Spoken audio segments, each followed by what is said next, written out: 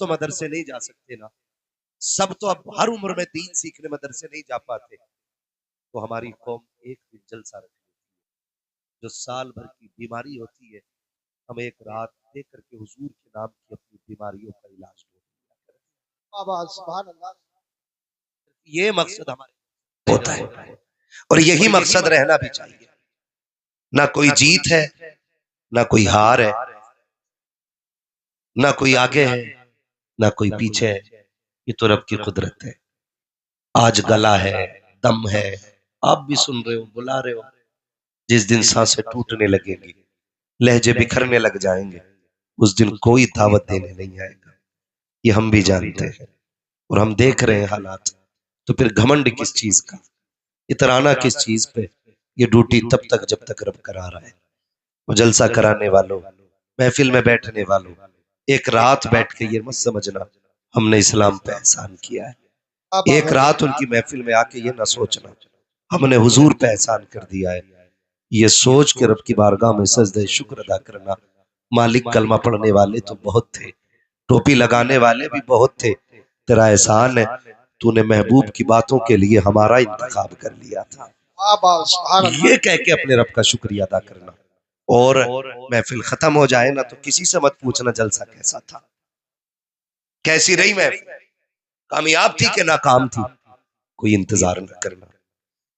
बस तुमने जिस मकसद से जलसा किया है ना, उसके बारे में मैं इतना कह दूं, यहां तक आप ले आए हो ना जलसे को, अब आप इतना ही कहो, रहने दो या डुबो दो, अब तो तुम्हारी जानिब कश्ती तुम्ही पे छोड़ी, लंगर उठा दिए। सुभान अल्लाह। आका, जितना हमारा काम था हम कर चुके, अब जो आपका काम है वो आप कर दे। अब जो आपका काम है वो आप कर दे। मैं कई कई बार ना तकलीफ होती है मुनाजिर भाई, और दिल के पपोले जल उठे सीने के दाग से, इस घर को आग लग गई घर के चिराग से।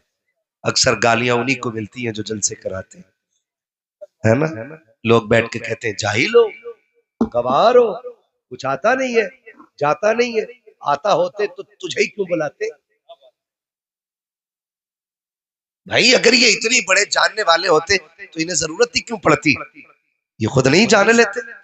यार कुछ सीखने के लिए बैठे, जानने के लिए आए, तभी तो बुलाया गया है, तभी तो बुलाया गया है।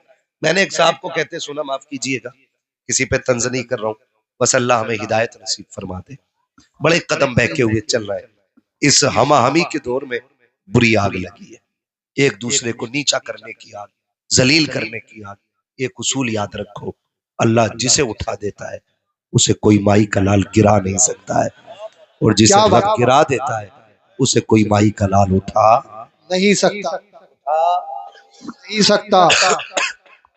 ये एक उसूल है, ये एक उसूल है। अल्लाह जिसे गिरा दे उसे कोई उठा नहीं सकता, और जिसे वो उठा दे उसे कोई गिरा नहीं सकता है। तो क्यों किसी को जलील करने पे लगे? अगर आप 2 टाइम की पढ़ रहे हो तो 1 टाइम पढ़ने वाले को जलील कहोगे, आप 5 टाइम पढ़ रहे हो तो 4 टाइम पढ़ने वाले को हकीर ठहराओगे। अगर अल्लाह ने तुम्हें तौफीक दी है ना, तो तू 5 टाइम पढ़ के उसके हक में हाथ उठा के कह, अल्लाह मेरा भाई 4 टाइम आया है, इसे 5 टाइम मस्जिद में आने के ये एक दर्द होना चाहिए, ये एक दर्द होना चाहिए।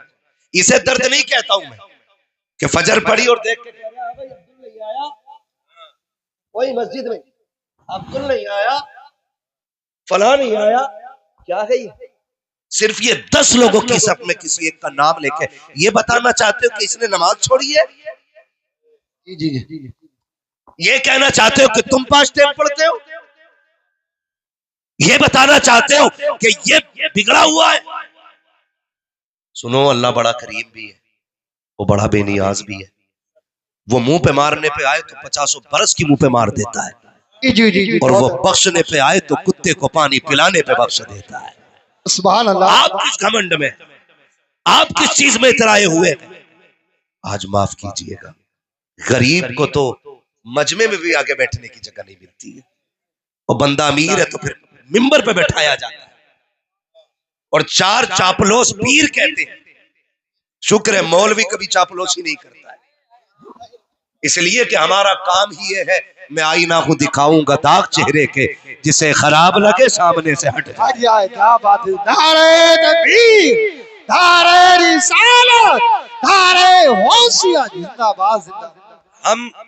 हम बस सच्ची बात कहते हैं। तो उसे ना कोई 500 का नोट सरका देना तो हम कह देते हैं जिसे जन्नती देखना इसे देख लो। चाहे सबसे बड़ा सूद का कारोबार उसका हो, सबसे बड़ा ब्याज का कारोबार उसका हो, है ना। अगर 500 रुपए बंदे दे रहे, हमने जन्नतें फ्री बांट ली। नहीं ना, इतनी सस्ती तो जन्नत नहीं।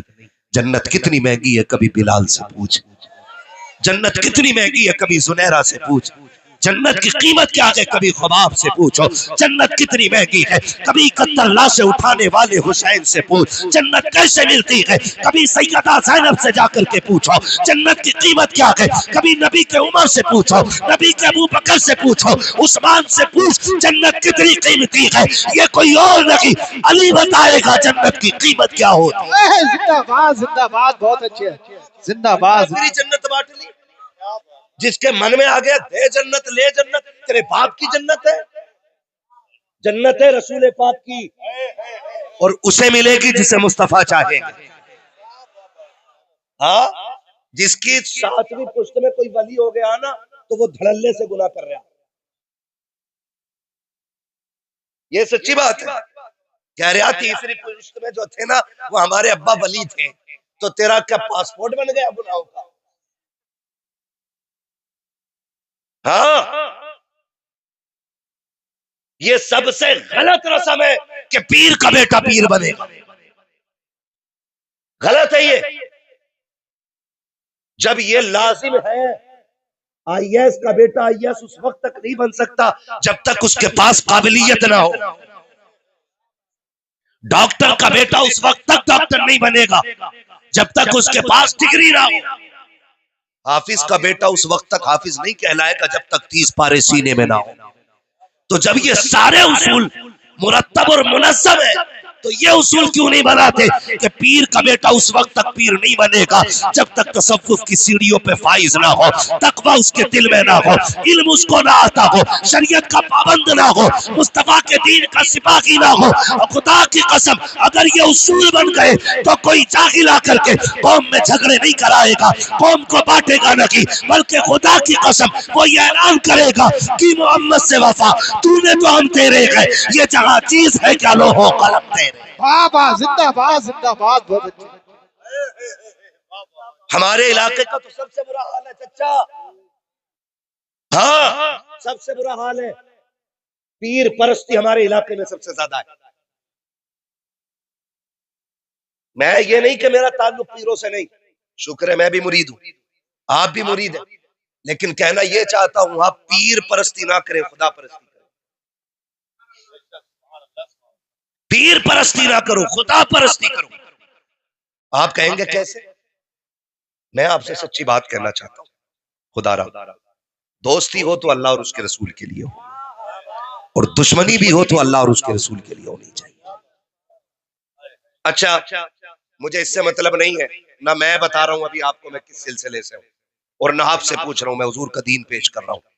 खुदा करे आपके जहन में उतर जाए, है ना, खुदा करे आपके जहन में ये बात उतर जाए। मुझे एक बात बताओ, कोई वली बड़ा हो या छोटा, उसका काम क्या होता है? वली की बात कर रहा हूं मैं, ढोंगी की नहीं। वरना ऐसा ऐसा मुजावर बैठा मजारों पे, उससे इंटरव्यू में उसने पूछ लिया चचा एक ने अभी किसकी उम्मत हो, तो कह रहा अभी 4 दिन हुए नया आया हूं पता नहीं है। ये कंडीशन है, ये कंडीशन है। इसी बुनियाद पे वहां भी हमारे सुन्नियों को गालियां देते हैं।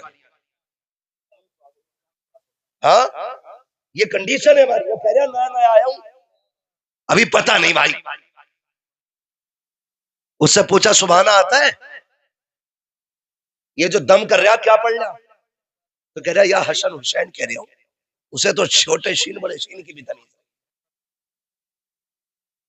है, जिसे नाम हुसैन के लेने की तमीज ने वो शिफा बांट रहा बैठ के। वो हमारी कौम अंधी हो गई,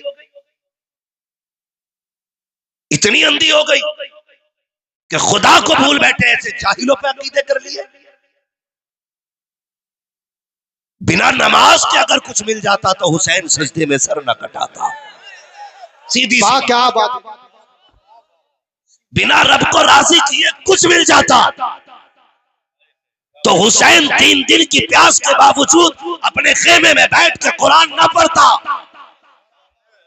कसम खा के कहता हूं, करबला में भूख भी थी, प्यास भी थी, इसलिए कि खाना भी बंद, पानी भी बंद, लेकिन कोई माई कलाल नहीं बता सकता कि करबला में कुरान और नमाज बंद हुई हो। क्या बात है, जिंदाबाद। आके कह रहा मेरे हो गए तो नमाज की जरूरत नहीं, तेरे बाप का दीन है, ये उम्मत हुजूर की है, ऐसे नहीं लुटने दिया जाएगा। बात है, ये कंडीशन है हमारी। हर वली का काम है उन बंदों को खुदा तक पहुंचाना। क्या काम है बंदों को? बोले सारे, बंदों को